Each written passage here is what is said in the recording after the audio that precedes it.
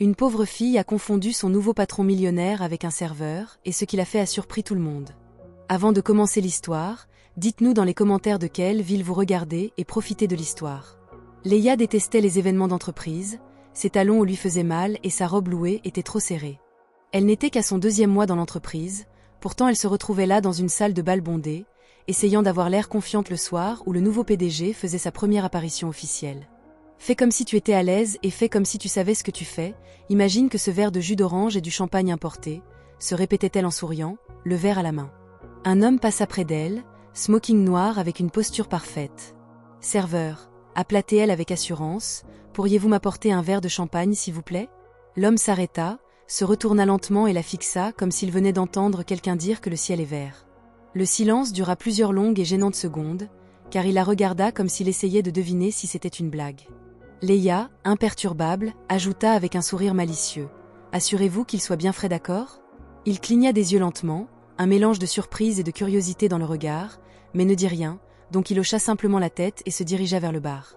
Quelques minutes plus tard, il revint et lui tendit le verre, arborant toujours cette expression confuse comme s'il n'était pas sûr que tout cela soit réel. « Votre champagne » dit-il en la regardant avec une étincelle indéchiffrable dans les yeux. « Merci serveur élégant, vous êtes efficace, rapide, séduisant, et si jamais vous en avez marre de porter des plateaux, faites-moi signe, je vous recommanderai à un restaurant 5 étoiles. » Il haussa un sourcil, hésitant entre rire et se vexer, mais répondit « Bon à savoir. » Elle prit une gorgée pleine d'attitude et ajouta « Au fait, vous avez l'air de quelqu'un qui juge en silence, ai-je raison? » « Je ne juge pas, juste curieux. »« Curieux de quoi? » « Vous êtes la première personne à me donner un ordre aujourd'hui.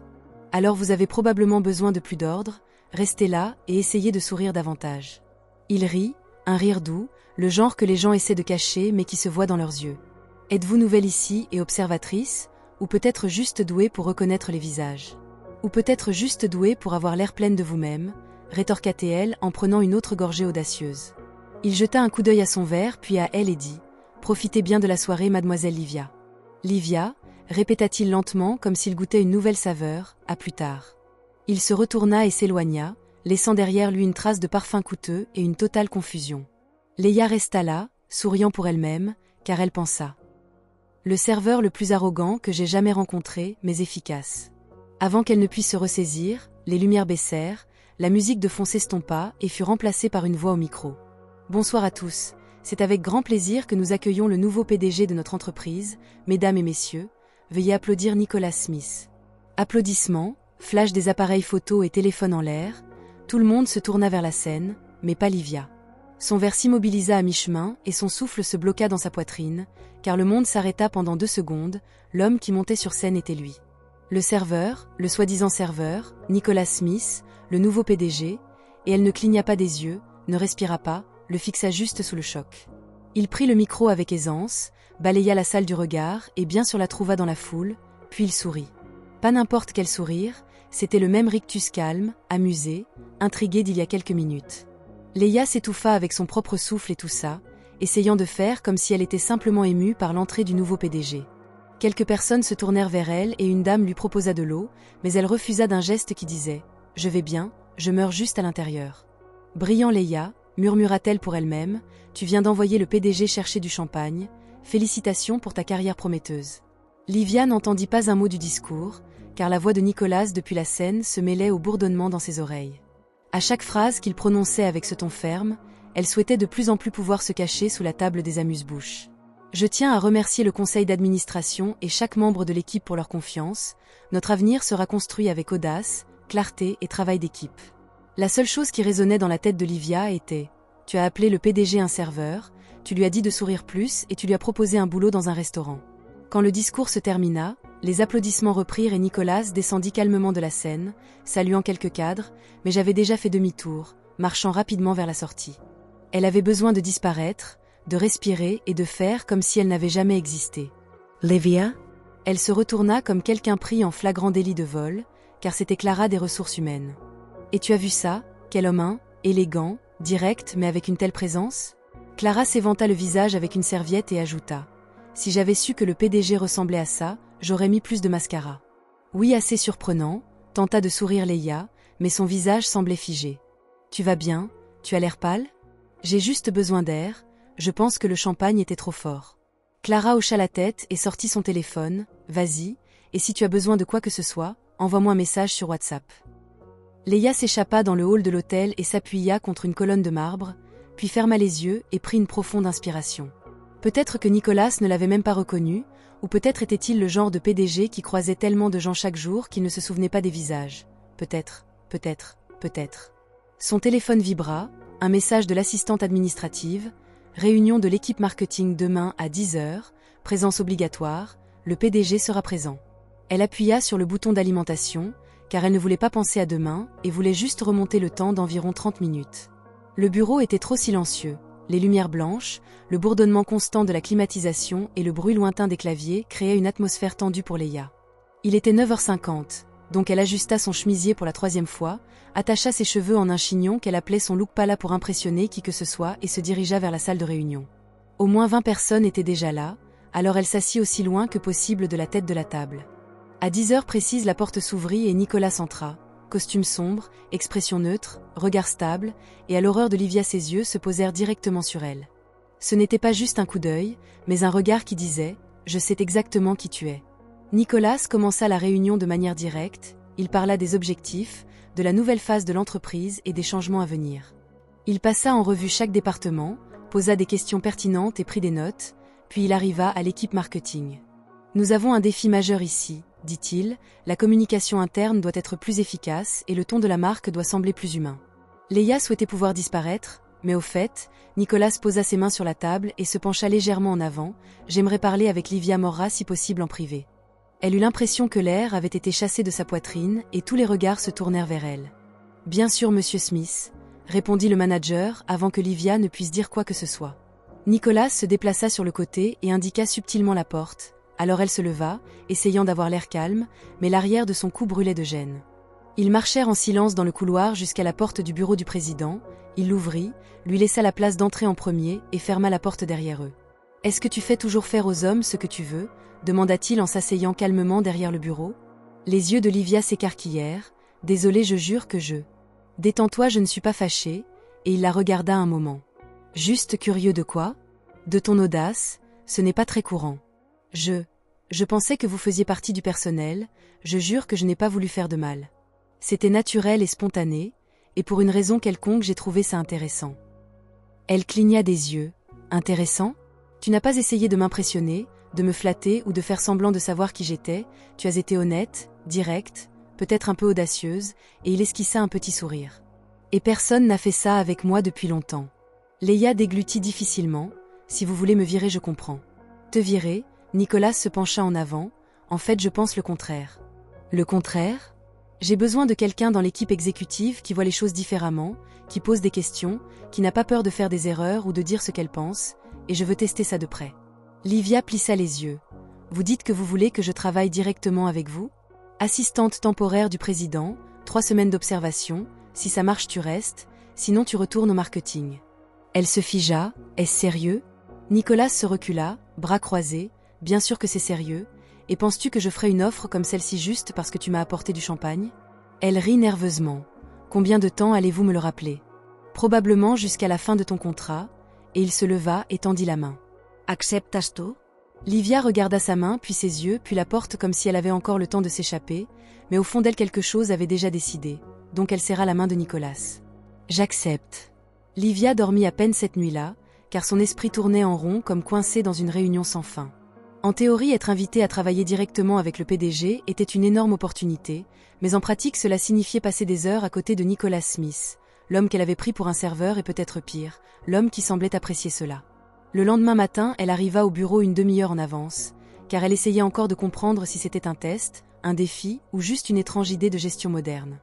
En passant devant la réception au 17e étage, la secrétaire leva les yeux et sourit. « Bonjour Livia, Monsieur Smith a demandé que vous attendiez dans la pièce d'Axe en grave côté, car il termine un appel. » Elle hocha la tête et entra dans la pièce, un grand bureau, des étagères remplies de documents, un fauteuil élégant et un dossier avec son nom dessus posé sur la table. Elle l'ouvrit et à l'intérieur il y avait l'emploi du temps de la semaine, les projets en cours et un badge temporaire avec le mot exécutif écrit en gros caractères, donc c'était réel. Elle lisait les documents quand elle entendit une voix derrière elle. « As-tu bien dormi, assistante ?» Elle se retourna si vite qu'elle faillit laisser tomber le dossier, car Nicolas était là, appuyée contre l'encadrement de la porte, un léger sourire sur le visage. Plus ou moins, répondit-elle, j'ai rêvé que je servais du champagne lors d'événements et que quelqu'un me prenait pour le président de l'entreprise. Intéressant. J'ai fait un rêve similaire sauf que j'étais celui qui disait à quelqu'un de sourire plus. Léa rit et baissa la tête, alors Nicolas s'approcha du bureau. Voici ce que nous allons faire aujourd'hui, tu viens avec moi partout, réunion, visite, appel, observe, prends des notes et pose des questions, car je veux savoir comment tu vois l'entreprise de l'intérieur.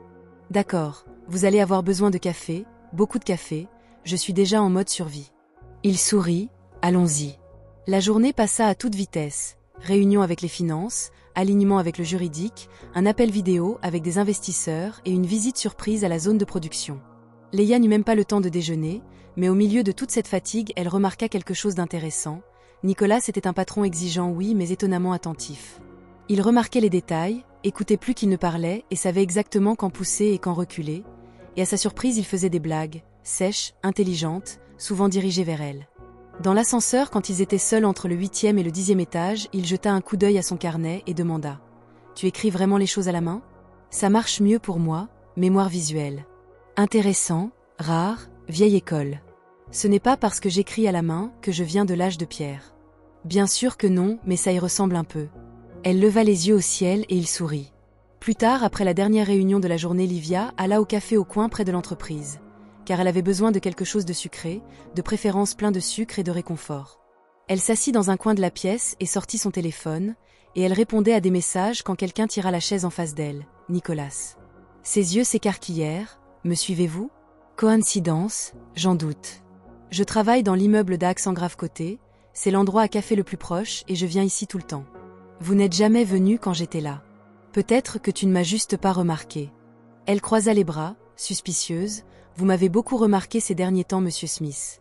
Et vous m'avez beaucoup parlé, mademoiselle l'assistante. » Le serveur arriva, Nicolas commanda un café noir et elle commanda une part de tarte au chocolat. « Tu aimes le sucre ? » demanda-t-il. « Après une journée, à être ton ombre, j'ai besoin de sucre pour tenir debout. Tu t'en es bien sorti aujourd'hui, je pensais que tu t'enfuirais. J'y pense encore. » Il prit une gorgée de son café. « Tu sais, la plupart des gens deviennent nerveux quand ils entrent dans mon bureau. J'étais nerveuse, je l'ai juste caché avec du sarcasme. Tu l'as bien caché. » Elle prit une bouchée de la tarte et regarda l'homme en face d'elle. Elle se sentait calme, mais son cœur battait vite. Il y avait quelque chose d'étrange dans sa présence. Nicolas ne correspondait pas tout à fait à l'image qu'elle avait d'un PDG. Il était sérieux, méthodique, mais aussi humain, et parfois il semblait bien trop curieux à son sujet. « Combien de coïncidences penses-tu qu'il y aura avant la fin de la semaine ? » demanda-t-elle. « Peut-être quelques-unes de plus, peut-être aucune. Et si je te disais que je ne crois pas aux coïncidences ? Alors tu devras accepter l'idée que je te suis. » Elle haussa un sourcil. « Est-ce le cas ? » Il ne répondit pas mais se contenta de sourire, un de ces sourires agaçants et indéchiffrables qui laissent la question en suspens. Le lendemain matin, elle alla dans la salle de pause de l'entreprise pour prendre un café avant de commencer la journée. La machine était libre, mais quelques secondes plus tard Nicolas apparut. « Bonjour, dit-il en prenant une tasse. Me suis-tu encore ? Peut-être, ou peut-être que j'ai juste un bon timing. » Elle prit sa tasse. « Tu es impossible. Et pourtant tu es toujours là, ça en dit long. » Elle allait répondre, mais le directeur des opérations entra en urgence, appelant Nicolas. « Je te verrai au bureau dans 10 minutes, dit-il avant de partir. Bien sûr dès que j'échapperai à tes coïncidences, » et elle sourit. Et cette fois il ne sourit pas en retour, mais la regarda juste une seconde de plus que d'habitude, comme si quelque chose avait changé, comme si entre une coïncidence et une autre il commençait à prendre ce petit jeu au sérieux. Le vendredi matin, Léa passait en revue des rapports dans le bureau exécutif adjacent quand Nicolas entra sans frapper. Il avait sa veste sur le bras et les clés de voiture à la main. « J'ai une réunion externe et j'ai besoin que tu viennes avec moi. » Elle leva les yeux, surprise. « Maintenant, tu veux que je vienne avec toi, comme ton chauffeur personnel ?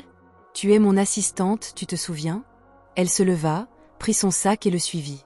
En chemin, il ne dit pas grand-chose, juste quelques instructions sur la réunion avec une entreprise partenaire, et elle l'observait du coin de l'œil pendant qu'il conduisait, calme, les yeux sur la route, mais de temps en temps il lui jetait un regard rapide comme s'il voulait dire quelque chose mais attendait le bon moment. La réunion fut plus courte que prévu, et en sortant de la salle de conférence Nicolas consulta sa montre. Il est passé l'heure du déjeuner. « Veux-tu manger quelque chose ?» Léa hésita, car elle savait que cela ressemblait à plus qu'une simple prolongation des heures de travail, pourtant elle hocha la tête en signe d'accord. Ils allèrent dans un restaurant calme, éclairage tamisé, musique douce, et ils s'assirent près de la fenêtre. Elle feuilletait le menu quand il parla sans détacher les yeux d'elle. Tu sembles mal à l'aise. Ce n'est pas tous les jours que je dîne avec mon patron. Ce n'est pas un dîner, c'est encore le déjeuner. Ça ne change pas grand-chose. Nicolas esquissa un demi-sourire. Détends-toi, ce n'est pas un piège. Elle ferma le menu et prit une profonde inspiration. Si c'est un piège, je suis déjà trop impliquée, alors peu importe. Il appela le serveur et commanda un plat simple. Leia choisit quelque chose de léger, et une fois le serveur parti, il la regarda à nouveau.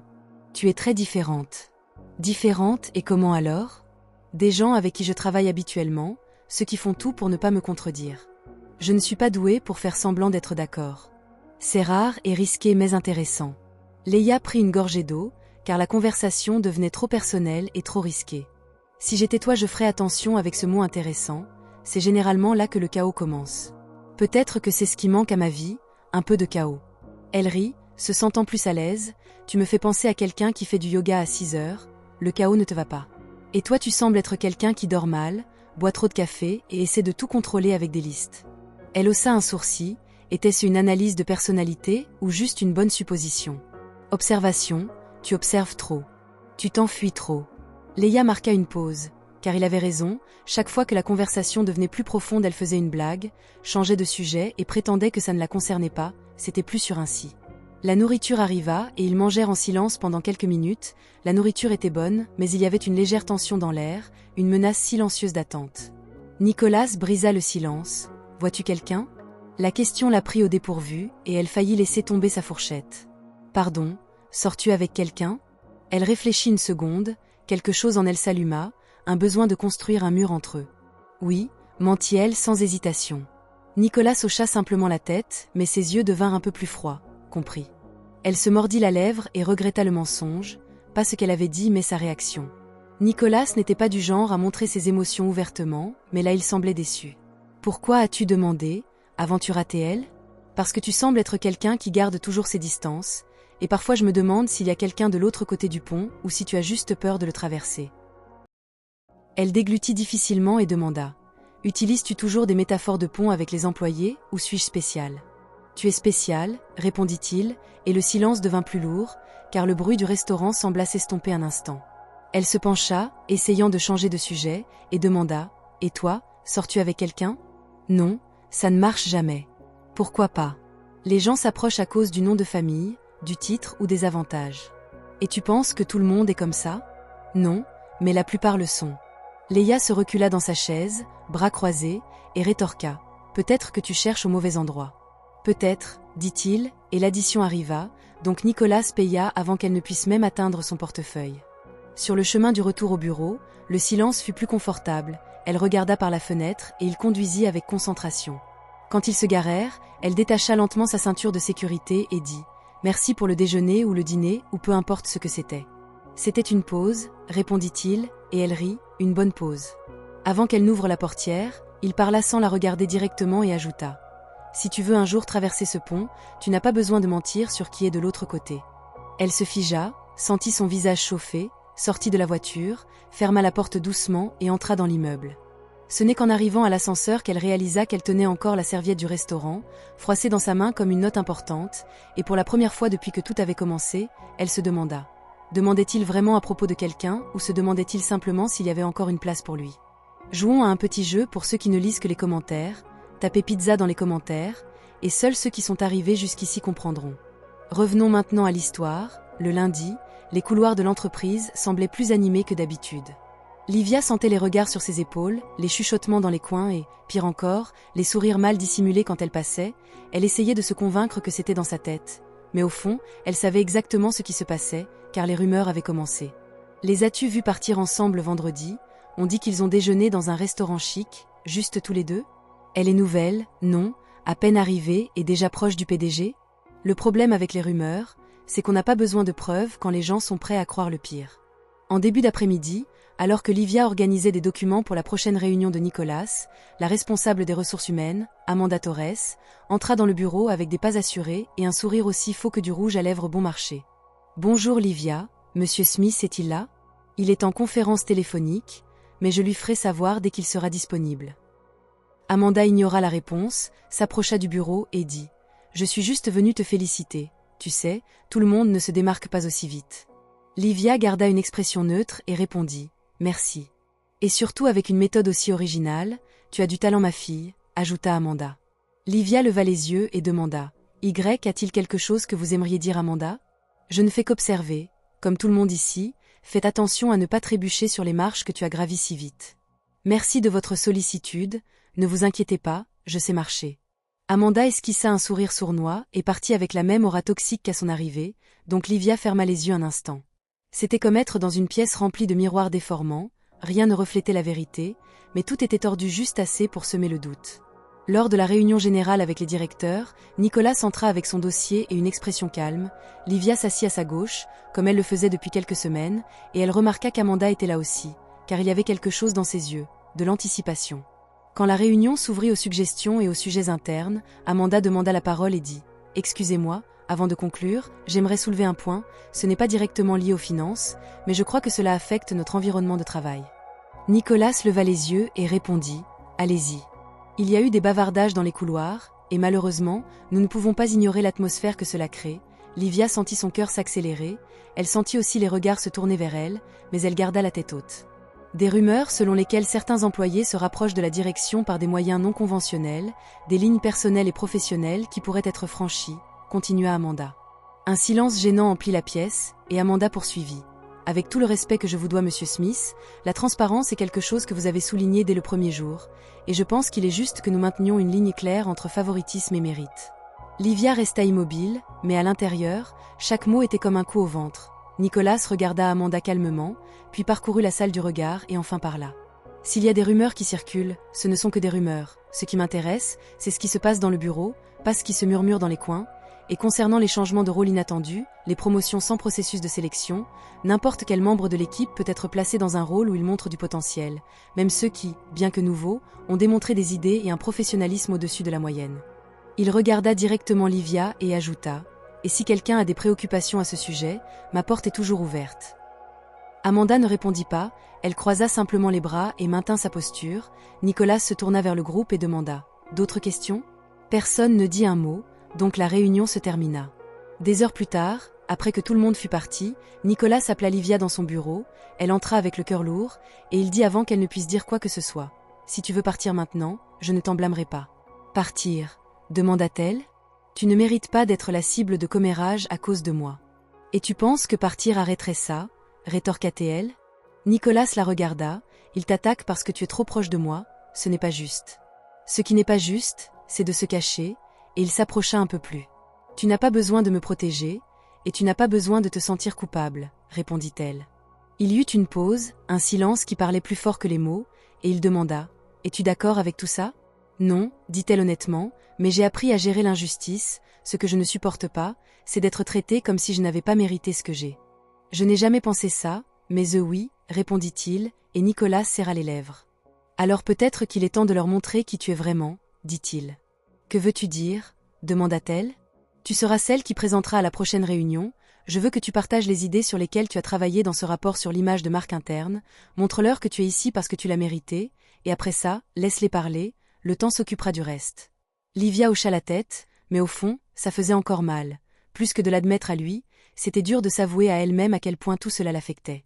Le vendredi, Livia entra dans la salle de réunion, tenant fermement son dossier et la tête haute. Elle savait que certains espéraient qu'elle échoue, peut-être même le souhaitaient. Nicolas s'assit à la tête de la table, comme toujours, mais ses yeux la suivirent avec la même confiance qu'il avait montrée la semaine précédente, et il dit « Bon après-midi. Aujourd'hui Leia Morra va faire une brève présentation sur les stratégies de communication interne, la parole est à vous. » Elle prit une profonde inspiration et commença. Pendant les 20 minutes suivantes, elle présenta des données, des recherches, des études comparatives et des propositions réalistes pour améliorer la communication entre les départements. Elle parla clairement, avec assurance et surtout honnêtement. À la fin, il y eut un silence, puis des applaudissements. Ça commença doucement mais devint plus fort. Nicolas fut le dernier à applaudir, mais ses yeux disaient tout.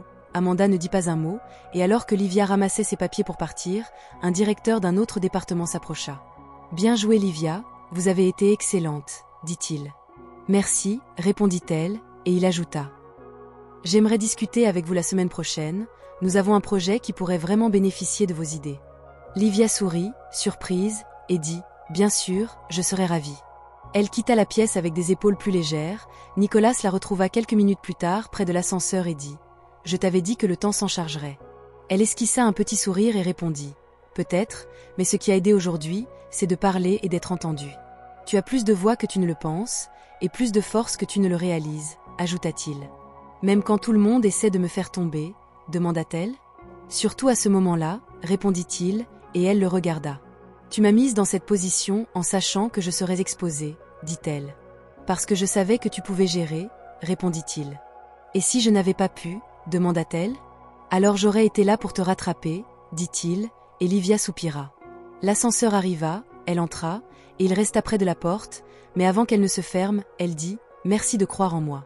« Non, merci de prouver que tout ne se résume pas aux apparences », répondit-il. Alors que les portes se fermaient, elle regarda son reflet dans le panneau métallique, et pour la première fois depuis des jours, elle vit quelqu'un qui ne fuyait pas, quelqu'un qui affrontait ce qui devait être affronté, quelqu'un qui restait, et de l'autre côté de cette porte, il y avait quelqu'un qui restait aussi. Le vendredi semblait devoir se terminer calmement, mais le ciel en avait décidé autrement. Livia regardait par la fenêtre de la salle de réunion, pendant que l'équipe terminait les derniers points de l'après-midi. Dehors, de lourds nuages s'amoncelaient comme une armée sombre prête à attaquer, le ciel était gris, épais et lourd, et quand le tonnerre gronda pour la 3e fois, tout le monde sut que la tempête allait frapper fort. Finissons ça avant que la pluie ne nous piège ici jusqu'à lundi, plaisanta un des directeurs. Nicolas esquissa un léger sourire, mais il ne semblait pas détendu, il avait l'air distrait, jetant des regards entre l'écran de son téléphone et la fenêtre. Léa rangeait ses notes et partit avant que le couloir ne se remplisse. Lorsqu'elle atteignit le hall de l'immeuble, la pluie tombait à verse, comme si le ciel s'effondrait. Le bruit de l'eau frappant les vitres donnait l'impression qu'ils étaient entourés d'une rivière en furie. Elle alluma son téléphone et tenta de commander une course, mais pas de chance, toutes les voitures étaient indisponibles. « Parfait, murmura-t-elle, et pas de chance avec la course, dit la voix de Nicolas derrière elle. Elle se retourna, il avait son blazer plié sur le bras et regardait la pluie avec son expression sérieuse habituelle. Pas de chauffeur disponible, et honnêtement, je ne suis pas sûre que partir maintenant soit une bonne idée, dit-elle. Je suis d'accord. Attendons que ça passe, répondit-il, et ils reculèrent vers la zone des canapés dans le hall. Ils étaient presque seuls, sauf pour une réceptionniste collée à son téléphone et un garde de sécurité somnole. Léa croisa les bras et dit « Si j'avais su, j'aurais apporté une tente ou une planche de surf. » Nicolas s'assit et lui fit signe de faire de même. À ce rythme, le niveau de l'eau doit monter. Elle s'assit, encore un peu tendue, et il demanda « As-tu déjà vécu ça avant ? Tu veux dire une tempête ou être coincé dans un hall vitré avec mon patron ?» répondit-elle. Les deux, dit-il, et elle sourit. Plein de tempêtes, et quant au patron, aucun comme toi. Il haussa un sourcil et demanda « Était-ce un compliment ?»« Était-ce un compliment ?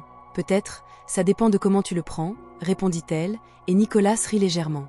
Alors dis-moi, où as-tu grandi ? demanda-t-il.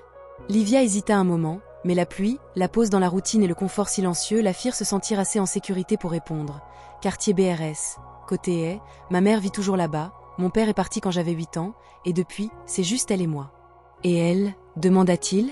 Elle va bien, autant que possible, problème de santé, diabète avancé, quelques complications, mais elle est toujours forte, elle a un cœur immense. Il hocha la tête et dit, tu parles d'elle avec tellement d'affection. C'est mon roc, elle fait l'impossible avec presque rien, répondit-elle, et Nicolas resta silencieux un moment. J'ai perdu les miens très jeunes, dit-il, et Léa se tourna vers lui, surprise. Je suis désolée, répondit-elle. Mes parents sont morts dans un accident quand j'avais 19 ans, je travaillais déjà, j'étudiais, et soudain, j'ai dû grandir du jour au lendemain, expliqua-t-il. Elle resta silencieuse, lui laissant de l'espace, et il ajouta « J'ai passé des années à essayer de faire mes preuves, à montrer que je pouvais maintenir l'entreprise familiale, que je pouvais être l'homme qu'on attendait de moi, et dans le processus, je suis devenue quelqu'un qui a construit trop de murs. Parfois, on a besoin de murs pour survivre, dit-elle. Oui, mais après un moment, ils commencent à ressembler à des prisons aussi, répondit-il. La pluie dehors était toujours forte, mais maintenant, elle semblait juste un bruit de fond pour ce moment. Ils étaient dans une pause hors du monde, un espace calme loin des masques sociaux et de l'armure quotidienne. Nicolas se pencha en avant, posant ses coudes sur ses genoux, et dit « C'est pourquoi j'admire ton courage. » « Courage ?» demanda-t-elle. « Affronter une salle pleine de cadres qui attendaient juste de te voir échouer, tenir bon et repartir avec plus de respect qu'en arrivant. » « J'étais terrifiée, répondit-elle, et tu l'as quand même fait, c'est ça le vrai courage, ajouta-t-il. Léa sentit une chaleur monter dans sa poitrine, il ne complimentait pas sa performance, il voyait plus loin, et ça l'effrayait, mais ça la touchait aussi.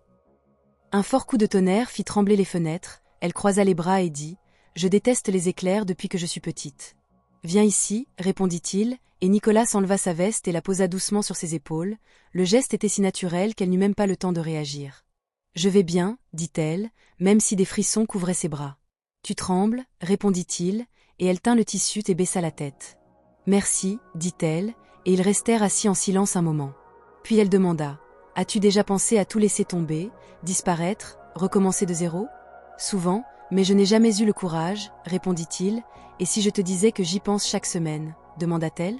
Il sourit et dit « Je te croirais. » Elle le regarda, leur visage était plus proche maintenant, le bruit de la pluie créait un cocon autour d'eux, et il y avait une intensité dans les yeux de Nicolas qu'elle n'avait jamais vue auparavant, pas dans les réunions, pas même quand il louait son travail, c'était différent, plus humain, plus personnel. Il toucha doucement son visage, écartant une mèche de cheveux mouillés de son front, et dit « Tu es plus forte que tu ne le penses, Leia. » Son cœur battit plus vite, et elle répondit « Toi aussi, tu l'as juste oublié. » Sa main glissa sur son épaule, son visage était à quelques centimètres du sien, elle pouvait sentir son souffle, sentir la tension dans l'air se resserrer comme un fil invisible qui les rapprochait, mais son téléphone sonna. Ils s'écartèrent en même temps, comme si une éclaboussure d'eau froide les avait frappés. Nicolas prit le téléphone, regarda l'écran et répondit fermement « Oui ». Elle se leva lentement, toujours avec la veste sur les épaules, et marcha vers la fenêtre. Dehors, la pluie commençait à se calmer, il termina l'appel et se leva. Il demande une décision urgente sur le contrat de la branche curativa, je dois m'en occuper aujourd'hui. Elle hocha la tête et dit « La tempête se calme, veux-tu que je te ramène chez toi ?»« Non, je peux prendre une voiture maintenant, ça devrait être dégagé, répondit-elle, et Nicolas la regarda comme s'il voulait dire quelque chose mais n'était pas sûr s'il devait. Elle enleva soigneusement la veste et la lui rendit « Merci pour tout, pour aujourd'hui. »« Quand tu veux, répondit-il, et elle commença à s'éloigner. Il appela son nom, Leia, elle se retourna, et il demanda « Si je t'avais embrassé tout à l'heure, m'aurais-tu arrêté ?» Elle déglutit difficilement et répondit « Je ne sais pas. » Il hocha la tête, comprenant plus que ce que ses mots disaient « Bonne nuit. »« Bonne nuit Nicolas, répondit-elle, et elle partit. Dans la voiture, pendant que le chauffeur avançait dans les rues encore inondées, Leia appuya sa tête contre la vitre, ils ne s'étaient pas embrassés, ils n'avaient rien dit de trop personnel, mais quelque chose avait changé entre eux, comme si la tempête avait pris une partie de chacun d'eux et l'avait laissé là, sur le sol mouillé. Le début de quelque chose qu'ils ne savaient pas nommer, mais ils savaient qu'ils n'étaient plus au même endroit, et peut-être qu'ils ne voulaient pas y retourner. Leia fixait l'écran de l'ordinateur mais ne lisait rien, les chiffres, les graphiques et les rapports se mélangeaient tous. Pendant des jours, elle avait essayé d'ignorer ce qu'elle ressentait, mais c'était comme essayer de balayer du sable mouillé, plus elle essayait, plus elle s'enfonçait. Depuis cette nuit d'orage, Nicolas n'avait pas dit un mot, pas une seule mention de ce presque baiser, aucune référence à ce qui s'était passé dans ce hall vide, entouré de pluie et d'un silence qui parlait plus fort que les mots, et elle n'avait rien dit non plus. À l'entreprise, tout semblait bien se passer, du moins en surface, l'équipe la respectait davantage, les réunions se déroulaient facilement et les projets prenaient de l'élan, mais à chaque pas solide qu'elle faisait au travail, elle se sentait plus fragile à l'intérieur. C'était comme si elle s'était divisée en deux, la femme professionnelle qui grandissait et impressionnait les autres, et la femme qui continuait d'attendre quelque chose qui ne venait jamais. Le vendredi marquait l'événement final de l'année, la fête traditionnelle des vacances de l'entreprise, avec des discours, des hommages et bien sûr le très attendu toast au champagne. Livia avait décidé de ne pas y aller. Elle passa toute la journée à répéter comment elle remettrait sa lettre de démission, elle l'écrivit, la réécrivit et finit par en imprimer 2 exemplaires, pas parce qu'elle voulait fuir, mais parce qu'elle sentait que rester la commençait à tout affecter, même ses propres convictions. À 17h32, avec la lettre en main, elle prit une profonde inspiration et se dirigea vers le bureau de Nicolas. La réceptionniste lui dit qu'il était en réunion avec 2 investisseurs et qu'il en aurait pour quelques minutes de plus. Leia la remercia et choisit d'attendre dans le salon, elle s'assit sur un canapé près de la fenêtre. Dehors, la ville commençait à s'illuminer pour la nuit, voitures, klaxons, gens pressés dans toutes les directions, le monde continuait de bouger, et même quand son cœur voulait s'arrêter, elle ferma les yeux un instant. « Tu prévois de partir sans dire au revoir ?» La voix familière lui fit ouvrir les yeux, et Nicolas se tenait devant elle avec sa veste déboutonnée, les yeux fixés sur elle. Elle se leva lentement avec une lettre en main, toute prête, et dit « Je suis venue te donner ça, mais je ne pense pas que je devrais rester. » Il regarda le papier sans le prendre et demanda « Pourquoi ?»« Parce que c'est dur de travailler ici, d'essayer d'être professionnelle, de faire comme si rien ne s'était passé, comme si rien n'avait changé, » répondit-elle. « Et si je te disais que c'est dur pour moi aussi, Livia ?» Elle hésita avant de répliquer. « Ça ne change pas ce que les gens pensent, et je suis fatiguée de devoir prouver sans cesse que j'ai ma place ici. » Tu n'as rien à prouver, ni à moi ni à personne, assura-t-il. Mais j'ai besoin de me prouver à moi-même que je peux partir avec dignité, ajouta-t-elle. Alors c'est tout ? Elle tendit le papier sans répondre, et Nicolas regarda l'enveloppe puis elle, sans tendre la main.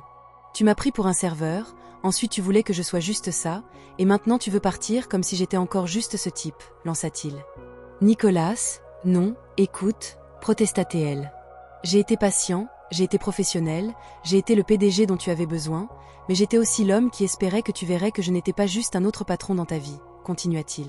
Léa sentit son cœur battre plus vite, ses mots étaient tranchants, mais il y avait de la douleur derrière chacun d'eux. Je l'ai vu, murmura-t-elle. Alors pourquoi pars-tu ?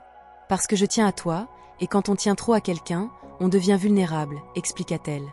Je ne t'ai jamais demandé de te protéger de moi, rétorqua-t-il. Mais je me le suis demandé à moi-même, admit-elle. Silence.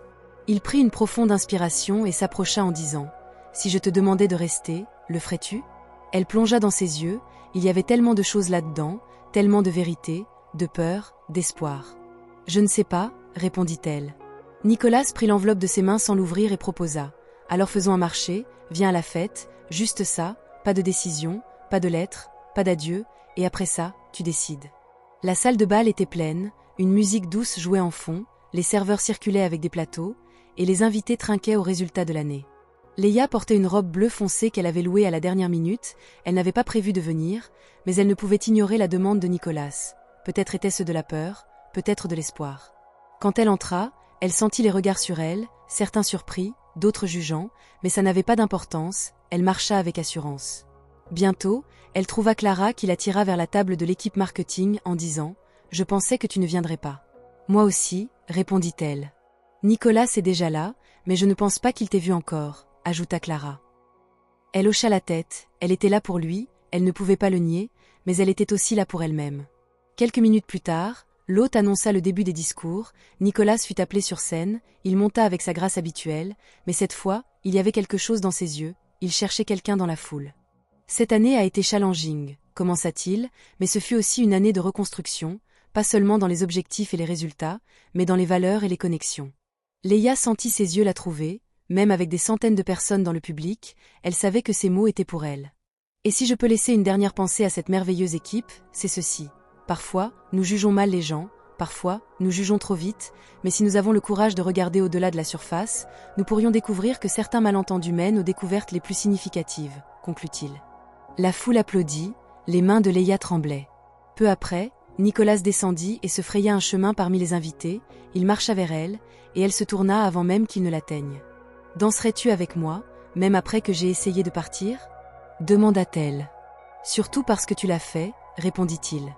Elle sourit, et ils marchèrent tous les deux au centre de la pièce. La musique était lente, les pas étaient simples, mais le silence entre eux était rempli de tout ce qui n'avait pas encore dit. « Veux-tu toujours que je reste ?» demanda-t-elle. « Je veux que tu décides par toi-même, mais oui, je le veux, » répondit-il. « Et si je fais une erreur ? Alors nous la réparerons ensemble, » assura-t-il. Elle posa sa tête sur son épaule, pour la première fois depuis longtemps, elle se sentit légère. La chanson se termina, Nicolas prit 2 verres de champagne et lui entendit un en disant « Un toast ». « À quoi ?» Il leva son verre et déclara « À l'erreur qui s'est transformée en rencontre, à la confusion qui est devenue un chemin, au début qui semblait être une erreur, mais peut-être que c'est juste le bon départ. » Elle sourit et ajouta « Au serveur élégant et à la femme qui n'avait pas peur de dire ce qu'elle pensait. » Leurs verres se touchèrent, le son du cristal résonna comme un point final, ou peut-être un nouveau commencement. Le premier jour de la nouvelle année arriva avec un ciel clair et une brise douce. La ville, encore endormie après les célébrations, semblait respirer plus calmement. Léa se réveilla tôt mais ne se pressa pas, elle prépara du café, mit de la musique et s'assit près de la fenêtre pendant quelques minutes, observant le mouvement l'en dehors. Son téléphone vibra avec des messages de bonne année, mais elle les ignora pour l'instant, pas parce qu'elle s'en fichait, mais parce que ce jour-là, elle avait besoin de s'entendre elle-même avant d'entendre le monde. Cela faisait exactement une semaine depuis la danse, une semaine depuis le discours de Nicolas, depuis le toast qui semblait tout scellé, et pourtant rien n'avait été décidé. Léa n'avait pas remis sa lettre de démission, mais elle n'était pas non plus retournée à l'entreprise, elle avait demandé du temps, elle avait besoin de réfléchir, et Nicolas avait compris. Il n'avait pas appelé, ne l'avait pas pressé, ne s'était pas présenté, c'était comme s'ils comprenaient tous les deux, sans le dire, que ce temps était nécessaire. Mais maintenant, avec la ville qui se réveillait, le moment de décider était venu. À 10 heures, elle quitta la maison avec des pas assurés, elle marcha jusqu'à un petit café caché entre deux vieux magasins, elle s'assit à une table au fond et commanda le cappuccino habituel avec de la cannelle. Elle sortit un carnet qu'elle portait depuis l'université et commença à écrire. Pas une liste d'objectifs, pas des pour et des contre, mais une lettre à elle-même. Leia, tu es arrivée ici à travers des chutes, des faux pas et tellement de nouveaux départs. Maintenant, il est temps de te demander honnêtement, que veux-tu? Pas ce que les gens attendent, pas ce qui semble logique, que veux-tu vraiment? Elle écrivit pendant presque une demi-heure, puis elle ferma le carnet et regarda sa tasse, il restait un peu de café, déjà tiède, elle sourit, elle connaissait la réponse. Cet après-midi-là, elle prit le métro et descendit 2 arrêts avant la destination finale. Elle voulait marcher un peu, voir les rues, les visages, le mouvement, elle voulait se souvenir d'où elle venait. Elle passa devant l'ancienne école qu'elle fréquentait, elle était couverte de graffitis mais toujours debout, elle sourit en se souvenant quand elle répétait des pièces dans la cour, à l'époque, elle rêvait d'être actrice. Plus tard, la vie l'avait menée dans une autre direction, mais une partie de ce rêve vivait encore en elle. Le désir de raconter des histoires, d'émouvoir les gens, de s'exprimer honnêtement, et peut-être que c'était ce que Nicolas voyait en elle. À 17 heures, elle arriva à l'immeuble de l'entreprise, les employés avaient la journée de congé, le hall était vide, mais elle savait qu'il serait là, elle monta directement au 17e étage. Quand les portes de l'ascenseur s'ouvrirent, son cœur s'accéléra, ce n'était pas de la peur, c'était de la certitude, elle frappa à la porte de son bureau et entra sans attendre. Nicolas se tenait près de la fenêtre, chemise blanche, manches retroussées, regard lointain, quand il la vit, il ne dit rien, il sourit juste. « Je suis de retour », annonça-t-elle. « Je l'ai remarqué, répondit-il, mais pas de la manière que tu penses. » Il se tourna, et elle demanda, « Que veux-tu dire ?» Livia avança de quelques pas, s'arrêtant à quelques mètres de lui, et expliqua. « Je suis venue dire que j'ai décidé de rester, mais pas ici, pas à ce poste, pas sous ton ombre. » Nicolas fronça légèrement les sourcils, surpris, et demanda. « Tu veux partir ? » « Je veux voler, je veux construire quelque chose qui soit vraiment à moi, pas parce que je fuis, mais parce que je suis prête, » répondit-elle. Il hocha lentement la tête, il y avait quelque chose dans ses yeux, de l'admiration, et il demanda « Que vas-tu faire ?»« J'ai accepté une offre pour diriger un projet de médias communautaires, je vais diriger un programme qui réunit des jeunes de quartiers défavorisés avec des ateliers d'écriture, de théâtre et de vidéo. Ce n'est pas le poste le plus élevé, et ce n'est pas le plus gros salaire, mais c'est réel, expliqua-t-elle. Nicolas sourit sincèrement et dit « Ça te va bien. J'ai beaucoup appris ici, de toi, de tout ce que j'ai vécu, mais j'ai aussi appris à m'écouter, et ma voix appelle quelque chose de nouveau, ajouta-t-elle. Je suis fière de toi, déclara-t-il. Merci, répondit-elle. Silence. Alors, ça veut dire que nous sommes finis aussi ? Demanda-t-il directement. Elle prit une profonde inspiration et répondit. Ça ne doit pas finir, mais ça ne doit pas commencer de la mauvaise manière non plus. Quelle serait la bonne manière ? Quand ce n'est pas patron et employé, quand c'est juste Nicolas et Livia, 2 personnes, 2 choix, 2 chemins qui se croisent parce qu'ils le veulent, pas parce qu'ils le doivent, expliqua-t-elle. Il s'approcha un peu plus et dit « Je veux te voir heureuse, même si c'est de loin, mais si je pouvais choisir, je préférerais être à tes côtés. Alors retrouve-moi plus tard, quand tout sera plus clair, quand ce ne sera pas une fuite ou une impulsion, mais une vraie décision, proposa-t-elle. » Nicolas hocha la tête, il y avait de la compréhension dans ses yeux et une sorte de respect qui disait tout, et il répondit « J'attendrai, volontiers. »« Je reviendrai, c'est sûr, » assura-t-elle. Elle sourit, il sourit aussi, ils ne s'embrassèrent pas, ils ne firent pas de promesses, ils se regardèrent juste, sachant que ce n'était pas la fin, c'était un nouveau commencement. 2 mois plus tard, Leia courait dans les coulisses du petit théâtre communautaire de Jardim Alvarada. C'était le premier spectacle monté par les enfants du projet, les chaises étaient pleines, les parents émus, les élèves nerveux. En jean, t-shirt et un simple badge avec son nom, elle se sentait plus importante là-dedans que dans n'importe quelle réunion de conseil. Derrière le rideau, une fille de 12 ans tremblait de peur et dit « Je ne peux pas le faire, maîtresse, je vais tout oublier. » Leia s'agenouilla devant elle et répondit « Tu t'es préparée, tu connais tes lignes, et même si tu fais une erreur, la plus belle partie, c'est d'essayer, tu sais pourquoi ? » « Pourquoi ? » demanda la fille. « Parce que le courage, ce n'est pas de ne pas avoir peur, c'est de le faire même quand tu as peur, » expliqua-t-elle. La fille sourit, elle monta sur scène et elle réussit parfaitement. Leia essuya ses yeux et s'assit sur le côté de la scène, elle regarda chaque réplique, chaque rire, chaque salve d'applaudissements. À la fin de la représentation, elle monta sur scène et appela tous les élèves en disant « Aujourd'hui, vous avez montré au monde la force qui est en chacun de vous, ça prouve que vous pouvez aller où vous voulez, ne laissez jamais personne vous dire le contraire. » Le public leur offrit une ovation debout, en coulisses, quelqu'un lui tapa sur l'épaule, elle se retourna et se figea. Nicolas, en jean, chemise à col ouvert, sourire timide, dit « On m'a dit que tu faisais des miracles par ici. » Elle rit, surprise, et demanda « Que fais-tu ici ?»« Je viens livrer un rapport de performance émotionnelle, » répondit-il. « A-t-il été approuvé ?»« Avec mention, » assura-t-il. Elle le serra dans ses bras, une longue étreinte sincère, et dit « Tu as changé. »« Toi aussi, » répondit-il. Elle recula d'un pas et demanda « Comment as-tu entendu parler de l'événement ?»« Clara, elle m'a dit que tu dirigeais un projet ici, elle a dit que tu brillais plus que jamais, » expliqua-t-il. « Et qu'en as-tu pensé ?»« Qu'elle avait raison, » confirma-t-il. « Et l'entreprise ?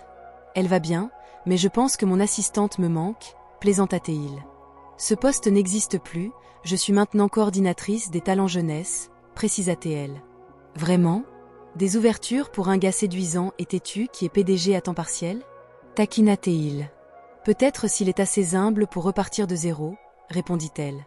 Nicolas sourit et dit « Je le suis, et j'ai du courage aussi, même quand j'ai peur. » Elle resta silencieuse un moment, puis tendit la main en disant « Bienvenue, Nicolas, dans mon monde. » Il prit sa main, et cette fois, il n'y avait plus de barrière, le baiser vint naturellement, comme la réunion de deux personnes qui n'étaient jamais censées se dire au revoir.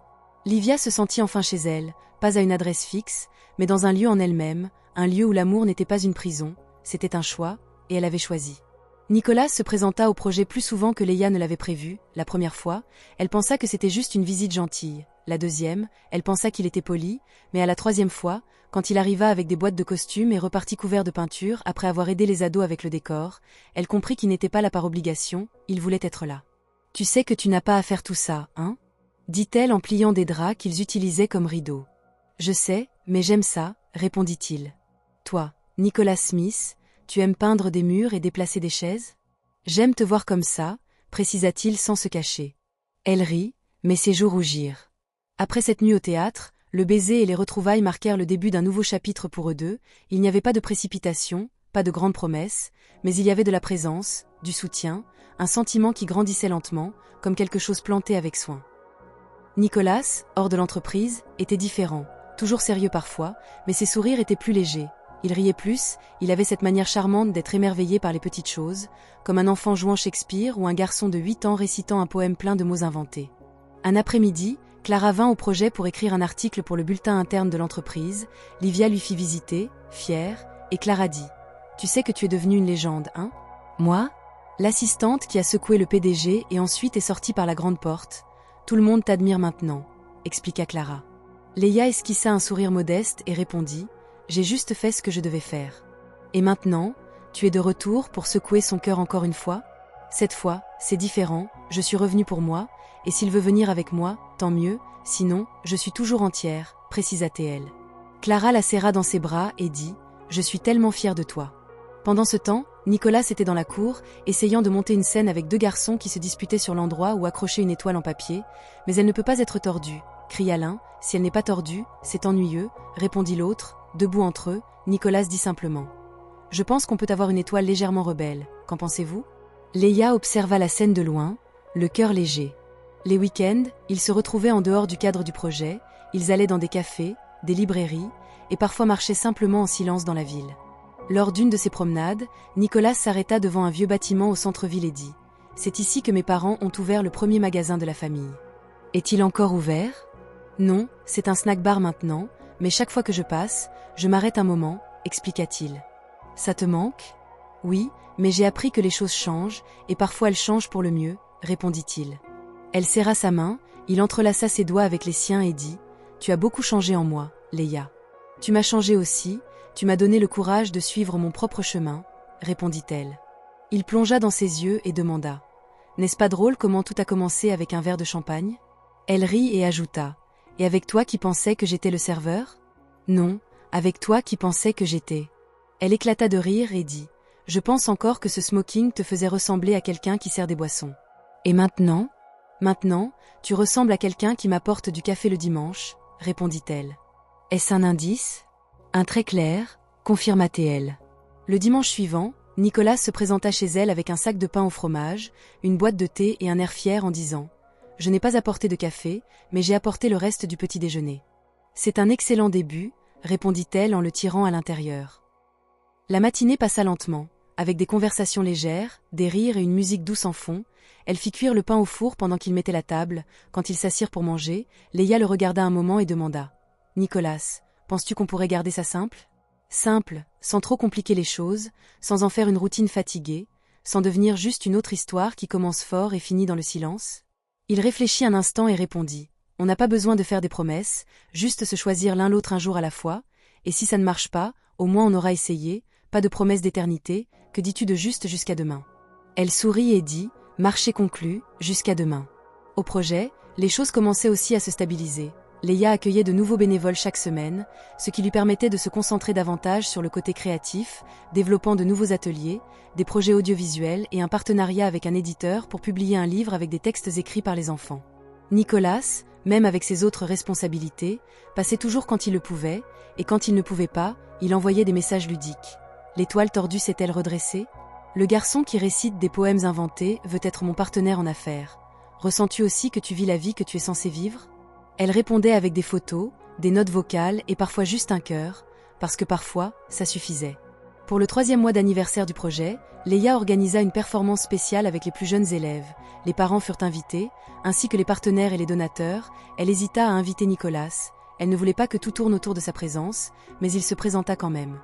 À la fin de la présentation, une des filles lui tendit une petite note décorée de paillettes. « Tante Livia, tu ressembles à une vraie princesse, merci de nous montrer qu'on peut rêver. » Livia lut cela, touchée. En quittant la scène, elle trouva Nicolas qui attendait près de la sortie et demanda « As-tu lu la note ?» Elle hocha la tête, et il dit « Tu mérites d'entendre ça tous les jours. » Tous les jours ne sont pas faciles, mais ceux qui le sont compensent le reste, répondit-elle. Elle s'approcha et demanda « As-tu déjà pensé à faire un vrai changement ?» Un changement ? Quitter cette entreprise ? Faire quelque chose de plus humain ? Tu veux dire te rejoindre ici ? Pas tout de suite, mais un jour, si tu veux, précisa-t-elle. Il sourit et répondit « J'y pense tous les jours, mais je veux être sûr que quand je le ferai, ce ne sera pas juste pour toi, ça doit être pour moi aussi. » C'est juste, répondit-elle. En attendant, puis-je continuer à peindre des murs, à porter des pains au fromage et tenir ta main si tu veux ? Toujours, assura-t-elle.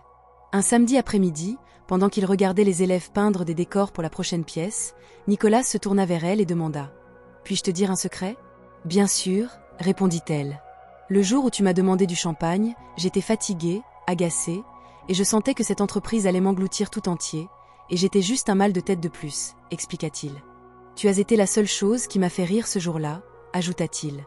Leia resta silencieuse, et il continua, et depuis, chaque fois que je pense à abandonner, je me souviens de la façon dont tu m'as regardée et dit « Tu es impossible ». Elle rit et répondit « Parce que tu le es. Mais même ainsi, tu es resté, dit-il. Et toi aussi, ajouta-t-elle. Il s'approcha et posa son front contre le sien en disant « Je suis content de ne pas avoir été juste un autre serveur pour toi. Je suis contente que tu n'aies pas été juste un autre patron pour moi, répondit-elle. Le soleil se couchait derrière les immeubles, les enfants riaient et couraient en arrière-plan, la ville était vivante, pleine d'énergie, et là, dans ce moment simple, ils savaient tous les deux, ils avaient trouvé quelque chose de rare, quelque chose qui venait de l'inattendu, mais qui maintenant semblait complètement réel. C'était un dimanche matin tranquille quand Livia se réveilla avec la lumière du soleil filtrant, à travers les rideaux et la voix de Nicolas venant de la cuisine. « Café ou thé ?» demanda-t-il sans regarder, et avant que tu ne dises quoi que ce soit, oui, j'essaie de faire ton cappuccino juste comme il faut. Cappuccino avec de la cannelle, répondit-elle en s'asseyant sur le canapé, si tu rates la cannelle, j'annule le contrat. Quel contrat ? Celui où tu as mon attention pour une durée indéterminée, plaisanta-t-il. Nicolas rit et s'approcha avec la tasse, prenant un air dramatique en disant « J'espère avoir passé l'inspection de mademoiselle Livia. » Elle prit la tasse, goûta une gorgée et fit semblant de réfléchir avant de dire « Je lui donnerai un 8, mais je garde le contrat par respect pour ton effort. C'est le plus haut score que j'ai jamais eu. Est-ce que je monte dans ton marché boursier personnel ? » Une légère augmentation, répondit-elle. Les choses étaient devenues naturellement légères entre eux, ils n'avaient pas besoin de remplir chaque silence avec des mots. Parfois, être juste dans la même pièce suffisait, d'autres fois, partager une tasse était tout ce qu'il fallait. Mais ce matin-là semblait différent, il y avait un poids subtil suspendu entre les phrases légères, Livia le remarqua d'abord, Nicolas semblait agité, il jouait avec les couverts, passait sa main dans ses cheveux trop souvent et évitait de la regarder plus d'une seconde ou deux. « Est-ce que quelque chose s'est passé ?» demanda-t-elle. Il hésita, puis posa soigneusement la serviette sur la table et dit « j'ai reçu une offre. Elle avala lentement sa gorgée de cappuccino et demanda. Une offre pourquoi? Une expansion commerciale, un projet international, 3 ans à New York, répondit-il. Le silence entre eux devint plus lourd, elle le regarda, essayant de comprendre tout ce qui se cachait derrière une phrase aussi simple, et demanda. Vas-tu l'accepter? Je n'ai pas encore décidé, mais c'est une grosse opportunité, expliqua-t-il. Elle hocha la tête, tenta de sourire, mais son visage se raidit, et elle dit. Bien sûr, c'est vraiment une belle opportunité. Nicolas prit la tasse et la tourna dans ses mains en disant. Je ne veux pas que ça change ce que nous avons, mais je ne sais pas non plus ce que nous avons signifie si je suis dans un autre pays. Elle prit une profonde inspiration et répondit. Nicolas, nous n'avons jamais fait de promesses, souviens-toi, c'était toujours jusqu'à demain. Je sais, mais je veux qu'il y ait beaucoup de demain, rétorqua-t-il, et s'il y en a, même avec toi loin? Penses-tu que tu pourrais gérer ça? Je ne sais pas, admit elle. L'honnêteté coupa plus profondément que n'importe quel silence, elle se pencha en avant, coude sur les genoux, tête baissée, et demanda. Pourquoi me dis-tu ça maintenant? Parce que je ne veux pas que tu l'apprennes par les médias, et parce que ton avis compte, répondit-il. Elle ferma les yeux une seconde et dit. Je veux que tu l'acceptes, si c'est ce que tu veux vraiment, pas pour moi, pour toi. Et si ce que je veux, c'est rester? Alors reste, mais fais-le pour toi aussi, répondit-elle. Il s'approcha, s'assit à côté d'elle et dit. Livia, je t'aime. Elle ne répondit pas tout de suite, elle le regarda, ses yeux qui semblaient toujours si sûrs, mais qui maintenant semblaient juste humains, et dit. Je t'aime aussi, Nicolas, mais l'amour n'empêchera pas le temps ou la distance de faire ce qu'ils font. Si tu pars, ce sera dur, si tu restes, peut-être que ça le sera aussi, et si rien ne marche, au moins nous aurons été honnêtes jusqu'à la fin. Nicolas hocha la tête et dit. Je ne veux juste pas que tu te sentes abandonné. Je ne le suis pas, je marche à mon propre rythme, répondit-elle. Dans les jours qui suivirent, le sujet ne revint pas, Nicolas continua d'aider au projet, mais de moins en moins, les réunions de l'entreprise reprirent de plus belle, Livia lui donna de l'espace, elle continua de créer, de diriger et de sourire, mais au fond, elle sentait déjà le fil de la séparation se tisser, une couture soigneuse à la fois. Un jeudi soir, elle organisait les scripts pour la nouvelle pièce, elle était dans le petit bureau quand Clara entra avec un sac de snacks et un regard curieux en disant « Ok, tu vas me le dire maintenant, ou je te bourre de bouffer au fromage. » Te dire quoi? Nicolas, j'ai vu son visage pendant la répétition, on aurait dit un dernier regard avant de partir, expliqua Clara. Livia mordit son stylo et répondit, il a eu une offre, New York, waouh, 3 ans. Vas-tu avec lui? Non, et il n'a même pas demandé, précisa-t-elle. Veux-tu qu'il reste? Je veux qu'il choisisse de rester, je ne veux pas être la raison pour laquelle quelqu'un se sent coincé, répondit-elle. Clara hocha la tête et demanda, et s'il part? Je continue, répondit-elle. Et s'il revient? On verra, ajouta-t-elle. Tu es vraiment forte, dit Clara. Ce n'est pas de la force, c'est de la survie, corrigea Livia. Le week-end suivant, Nicolas se présenta au théâtre avec 2 boîtes en carton et dit « Ce sont les premiers dons de livres de notre éditeur partenaire, j'ai pensé les apporter moi-même avant que la poste ne les perde. » Je pensais que tu serais déjà à New York, dit-elle en souriant à moitié. Pas encore, mais peut-être que je suis en route, répondit-il. Elle hocha la tête, n'insista pas, et demanda « Voudrais-tu regarder une répétition ?»« Bien sûr, répondit-il. Ils s'assirent au dernier rang, les enfants répétaient une scène de réconciliation écrite par un des élèves les plus timides, un des personnages dit « Je suis parti parce que je pensais que le monde était plus grand que toi, mais j'ai découvert que le monde sans toi était plus petit que tout. » Léa sentit son estomac se retourner, Nicolas aussi, quand la répétition se termina, ils restèrent tous les deux silencieux. Cette réplique, commença-t-il, a été écrite par Mathéus, 11 ans, il n'avait jamais rien écrit avant, il sait de quoi il parle. Les enfants savent toujours, répondit-elle. Nicolas prit sa main et dit, je ne suis pas encore parti, le transfert a été reporté, mais la décision est toujours là, en touchant sa poitrine. Et as-tu fait ton choix?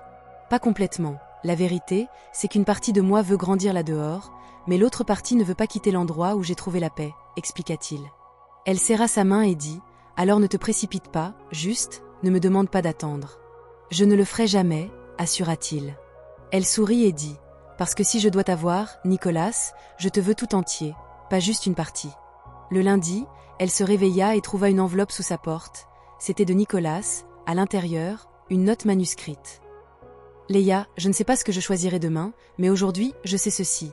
Tu m'as sauvée pour moi-même, et où que j'aille, avec toi, tout semble plus réel. À bientôt, N. Et avec la note, un petit bracelet en cuir avec un minuscule charme en forme d'avion, Léa le tint, ne sachant pas si c'était un au revoir ou un attends-moi, mais elle savait que c'était sincère, et pour l'instant, ça suffisait. Quand Nicolas partit pour New York, il n'eut pas d'adieu proprement dit, il ne se présenta pas au projet ce jour-là, pas de message, pas d'appel, Leia l'apprit par Clara, qui reçut un mémo interne de l'entreprise. Le PDG Nicholas Smith commence un nouveau cycle international au siège américain, durée inconnue.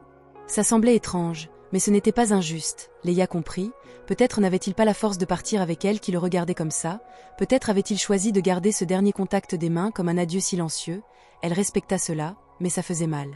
Les semaines qui suivirent semblèrent plus longues que les jours ne le permettaient, elle remplit son temps avec tout ce qu'elle pouvait, plus d'ateliers, planification de la nouvelle pièce, voyage pour lever des fonds, la nuit, elle répondait à des emails jusqu'à tard, même quand ce n'était pas nécessaire, comme si le bruit de la frappe pouvait noyer le silence que Nicolas avait laissé derrière lui.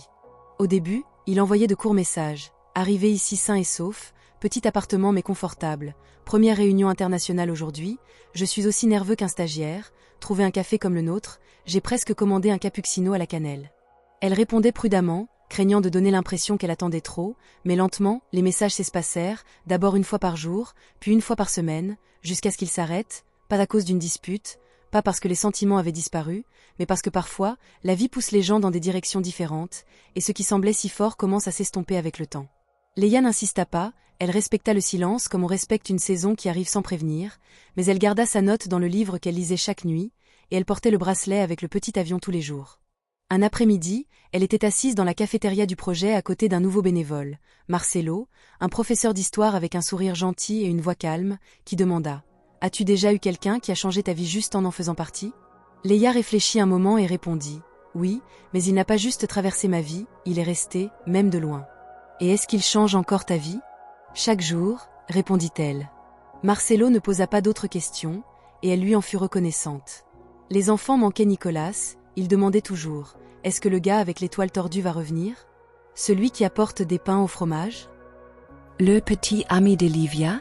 Elle riait, parfois, elle disait « Je ne sais pas, d'autres fois.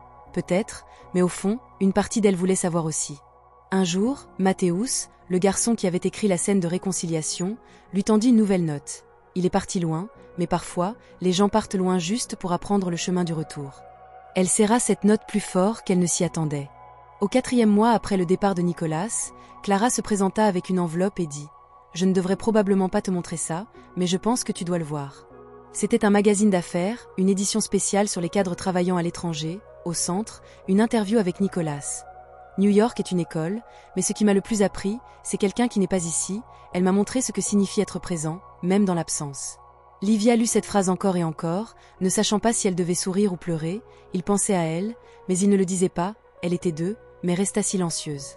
Puis un jour, en arrivant au projet, il y avait une boîte qui l'attendait sur son bureau, pas d'expéditeur, elle l'ouvrit prudemment, à l'intérieur, juste une enveloppe marron et une photo, Nicolas assis sur un gradin dans un parc, un enfant sur ses genoux, souriant, dans l'enveloppe, une nouvelle note. Leia, les mots m'ont échappé, mais le manque jamais. Cette photo a été prise un samedi pendant que je me demandais si tu étais sous le même soleil que moi. Je ne sais pas ce que nous sommes. Maintenant, mais je sais que tu es toujours mon or. Elle posa son front sur la table et pleura, pas de bruit, pas de drame, juste une larme qui devait sortir. Le temps passa, tout un semestre, la nouvelle pièce fut un succès, les élèves furent présentés à la télévision locale, la ville soutint officiellement le projet, Leia fut nominée pour un prix d'impact social, elle sourit à tout cela, mais il y avait un espace en elle qui ne pouvait pas être rempli par des accomplissements, c'était la partie qui se souvenait de son rire discret, du silence confortable, des discussions sur tout et rien, des mains qui s'emboîtaient parfaitement dans les siennes, comme si elles étaient faites pour ça. Mais elle avança parce qu'elle aimait, et l'amour, elle l'avait appris, signifiait aussi lâcher prise. Au début de l'hiver, quelque chose arriva qui changea le rythme de la ville, un festival culturel international annonça qu'il présenterait une pièce pour enfants inspirée d'un projet social brésilien. C'était son projet, les organisateurs la contactèrent, ils voulaient amener la pièce à New York, Leia lut l'email 2 fois avant d'y croire, elle réunit l'équipe, elle partagea la nouvelle, retenant son émotion, et dit « Nous allons jouer notre pièce dans un autre pays, nous allons montrer nos enfants au monde. » Les enfants applaudirent, les bénévoles s'enlacèrent, mais à l'intérieur, une tempête silencieuse se formait. New York, il serait là.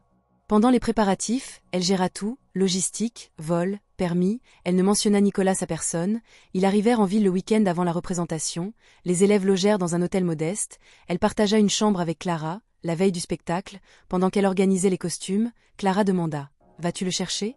Leia répondit sans regarder « Je ne sais pas si je devrais. » « Est-ce qu'il te cherchera ?» Peut-être qu'il l'a déjà fait et n'a pas trouvé la femme que je ne suis plus, répondit-elle. Et si elle est encore quelque part en toi? Leia esquissa un sourire triste et dit: alors qu'il la trouve, mais pas parce que je l'ai demandé, parce qu'il a voulu. Le matin du spectacle, tout se passa comme prévu, les enfants étaient charmants, le public étranger leur offrit une ovation debout, Livia, pleine d'émotion, fut appelée sur scène, elle reçut des fleurs, elle fit un discours. Ce projet est né dans la pénurie, mais il a fleuri avec de l'amour, et aujourd'hui, il traverse les océans, pas par ambition, mais par amour. Elle ne le vit pas, mais quelqu'un dans les derniers rangs se leva et partit avant la fin. Ce soir-là, de retour à l'hôtel, pendant qu'elle organisait les documents, on frappa à la porte, Clara répondit et dit: c'est pour toi, en désignant. Livia marcha jusqu'à la porte et s'arrêta. Nicolas, jean, veste sombre, yeux calmes, dit: je t'ai vu sur scène, je voulais partir avant que nos regards ne se croisent trop tôt. Elle ne dit rien, et il continua: je voulais être celui qui méritait de monter sur cette scène avec toi, mais le mérite est tout à toi. Elle hocha simplement la tête, et il ajouta: je n'ai pas arrêté de penser à toi, Leia, mais j'avais besoin de découvrir qui j'étais sans toi autour, et maintenant, je pense que je comprends enfin. Comprendre quoi? Que tu n'es pas mon monde, tu es la boussole, et le monde est à moi de choisir, et je choisis de revenir là où tu es, expliqua-t-il. Leia sentit sa poitrine se serrer et dit: j'avais besoin de temps aussi, et j'ai compris que vraiment aimer quelqu'un signifie le laisser partir, mais parfois, quand ils reviennent, elle fit un pas, nous réalisons que l'amour était juste silencieux, il n'a jamais cessé. Il toucha sa main et demanda: y a-t-il encore une place pour moi dans ton monde? Il y en a toujours eu, répondit-elle. Il sourit, elle pleura, et pour la première fois depuis des mois, le silence entre eux n'était pas vide, il ressemblait à la maison. Le projet laissa une marque profonde dans la ville. Après le spectacle à New York, les enfants furent invités par des écoles et des associations à partager leurs histoires, leurs pièces et leurs voix. Leia continua de tout gérer avec passion, maintenant avec plus de bénévoles, une meilleure structure et plus de paix. Nicolas continua de consulter pour des entreprises américaines, mais avec un emploi du temps beaucoup plus léger, il commença à refuser les offres qui ne correspondaient pas à ses valeurs, il géra quelques bons contrats, et avec le reste de son temps, il s'assura d'être proche. Les week-ends, ils erraient dans de petites villes du nord de l'État de New York. Nicolas disait qu'il voulait découvrir des endroits qui ne figurent pas dans les guides touristiques. Leia disait qu'au fond, il voulait juste des excuses pour manger de la tarte aux pommes sur les marchés fermiers. Il riait de ça, il riait de tout, ils riaient ensemble, et ça rendait tout plus léger. Mais ce samedi-là en particulier, Nicolas agissait différemment. Il dit: fais-moi confiance, Leia, c'est juste une promenade. Nicolas Smith, tu m'as déjà emmené peindre un mur en appelant ça un pique-nique artistique, j'ai des raisons d'être méfiante, répondit-elle. Mais tu as peint l'étoile la plus belle que j'ai jamais vue, elle était tordue, mais unique, rétorqua-t-il. Elle rit, mais accepta, dans la voiture, il posa doucement un bandeau sur ses yeux et dit: ce n'est pas un enlèvement, je promets. Si c'est un endroit avec du café, je ne le signalerai pas, répondit-elle. Il y aura plus que ça, assura-t-il. Quand ils s'arrêtèrent, Nicolas retira lentement le bandeau. La scène ressemblait à un film, un champ de fleurs surplombant un lac calme, des lumières suspendues aux arbres, des coussins sous un dés blanc et 2 verres de champagne sur une petite table en bois rustique. Des photos de deux étaient accrochées à des ficelles, formant une chronologie délicate et amusante, de la demande de champagne à leur dernier câlin au théâtre. Leia cligna des yeux plusieurs fois et demanda: Nicolas, qu'est-ce que c'est? Il ne répondit pas, il prit sa main, marcha jusqu'au centre de la pelouse et s'agenouilla. Leia couvrit sa bouche avec ses mains, les yeux remplis de larmes. J'ai attendu si longtemps ce moment, et maintenant je veux qu'il dure éternellement, dit-il. Je n'arrive pas à y croire, murmura-t-elle. Livia Martins, tu es entrée dans ma vie en bouleversant tout, y compris mon identité, et après ça, tu m'as appris que l'amour n'est pas une question de certitude, c'est une question de choix, continua-t-il. Elle riait déjà à travers ses larmes, et il ajouta: tu m'as appris que je peux lâcher le contrôle et me sentir encore entier, que je peux être le PDG de mon cœur, mais seulement si tu es ma partenaire dans cette histoire. Elle secoua la tête, émue, et il demanda: alors je te demande, avec tout ce que je suis, veux-tu m'épouser? Il ouvrit la boîte, la bague était simple, avec une petite pierre en forme d'étoile. Oui, l'étoile tordue, précisa-t-il. Nicolas, es-tu sérieux? C'est l'étoile la plus tordue et la plus belle que j'ai pu trouver, répondit-il. Elle s'agenouilla aussi et le serra fort en disant: bien sûr que je veux maintenant, demain et pour toujours.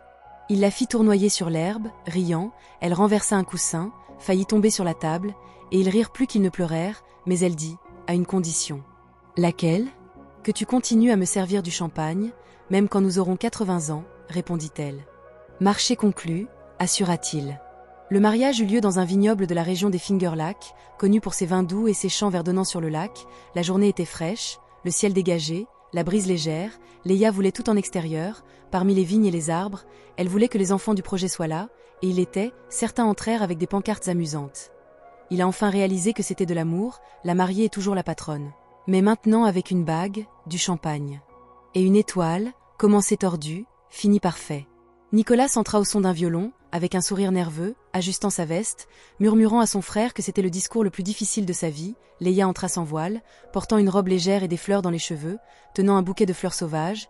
Elle marcha lentement vers lui, les yeux pleins de larmes. Les invités se levèrent en silence. Quand elle l'atteignit, Nicolas murmura. « Je t'aime », elle sourit et répondit. « Je t'aime aussi, maintenant. Tais-toi avant que je... » commence à pleurer. La cérémonie fut dirigée par un des professeurs du projet, qui dit « Cette union a commencé par hasard, mais a grandi avec un but, ils ont choisi l'amour chaque jour, même les jours silencieux. C'est rare, c'est réel. » Puis vinrent les vœux, Nicolas commença en premier. « Leia, tu m'as appris à rire de moi-même, à respecter mes silences et à transformer la peur en pont. Avec toi, j'ai appris que la vie n'a pas besoin d'être une feuille de calcul parfaite, elle peut être une pièce pleine d'improvisation et rester la plus belle de toutes. » Elle essuya ses yeux et répondit « Nicolas, tu m'as montré que même les PDG ont un cœur, que même l'homme le plus logique peut apprendre à ressentir profondément. Avec toi, j'ai découvert que l'amour peut être un foyer, et que mon foyer portait toujours ton nom sur la porte, même quand tu étais loin. » Ils échangèrent les bagues sous les applaudissements, et à la fin, ils trinquèrent avec, bien sûr, du champagne. À la réception, Nicolas avait prévu une surprise. Une petite scène où les enfants jouèrent une scène sur un patron déguisé qui tombe amoureux d'une héroïne courageuse. C'était hilarant, doux et plein de références que tout le monde comprenait. Leia rit tout le temps. À la fin de la performance, une des filles lui donna une nouvelle étoile tordue faite en papier brillant en disant « Tante Livia, pour que tu n'oublies jamais comment tout a commencé. » Elle tint le cadeau comme un trophée et répondit « Je n'oublierai jamais. » Plus tard cette nuit-là, après avoir dansé, ri et pleuré encore une fois, Nicolas tira Livia à l'extérieur du lieu et dit « Viens avec moi ». Ils marchèrent jusqu'au bord du lac dans le vignoble, où des lumières flottantes scintillaient sur l'eau. C'était calme, seul le bruit des feuilles et de la brise. « Te souviens-tu quand tu as dit que tu étais assez forte pour laisser quelqu'un partir si ça devait être ainsi » demanda-t-il. « Je m'en souviens », répondit-elle. « Je suis revenue, mais seulement parce que j'ai réalisé qu'il n'y a pas de paix sans toi, et maintenant, je veux rester, vraiment rester, expliqua-t-il. Elle serra sa main et dit « Alors restons l'un avec l'autre et avec nous-mêmes aussi. » Il la prit dans ses bras et demanda « Veux-tu encore un PDG ou préférerais-tu un homme maladroit amoureux qui mélange encore les portes d'entrée aux fêtes ?»« Je veux quelqu'un qui peut me trouver même les yeux bandés, » répondit-elle. « Alors c'est ce que tu as, » assura-t-il. Ils s'embrassèrent là, sous le ciel clair, et en arrière-plan, un des enfants cria « Et, si vous vous embrassez plus fort, cette étoile tordue va s'envoler. » Ils rirent, et à cet instant, ils comprirent que la vie est faite de rencontres improbables, d'identités confondues, de peur, de choix. Que pensez-vous de l'histoire de Nicolas et Livia? Laissez vos pensées dans les commentaires, de 0 à 10, comment noteriez-vous cette histoire? Abonnez-vous à la chaîne et activez les notifications pour suivre toutes nos histoires, et prenez un moment pour regarder d'autres histoires touchantes en cliquant ici à la fin.